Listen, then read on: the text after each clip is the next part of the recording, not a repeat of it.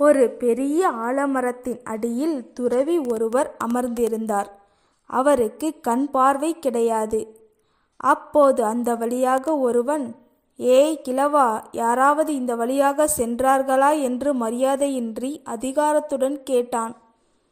அதற்கு அந்த துறவி, "அப்படி யாரும் சென்றதாக தெரியவில்லை" என்று சொன்னார். சிறிது நேரம் கழிந்து மற்றொருவன் வந்து, "ஐயா, இதற்கு முன் யாராவது சென்றார்களா?" என்று கேட்டார். அதற்கு அந்த துறவியோ, "ஆம், சற்று முன்பு இதே கேள்வியை கேட்டுச் சென்றான்" என்றார். மீண்டும் சிறிது நேரம் கழித்து இன்னொருவன் வந்தான்.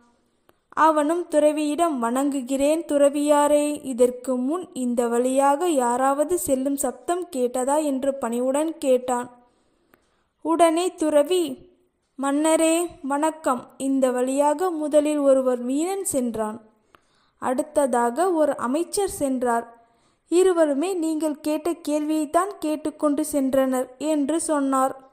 அப்போது ஆச்சரியத்துடன் மன்னர், "துறவியாரே, உங்களுக்குத்தான் பார்வை இல்லையே, பின்னர் எப்படி முதலில் வீரனும் அடுத்ததாக அமைச்சர் என்று சரியாக சொன்னீர்கள்?" என்று கேட்டான்.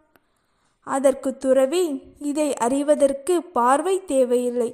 அவரவர் பேசுவதை வைத்தே அவரவர் யார், அவரவர் தகுதி என்ன என்பதை தெரிந்து கொள்ளலாம்" என்று சொல்லி, முதலில் வந்தவன் சற்று மரியாதையின்றியும், அடுத்து வந்தவரின் பேச்சில் அதிகாரமும், உங்களது பேச்சில் பணிவும் தென்பட்டது என்று பொறுமையாக விளக்கி கூறினார்.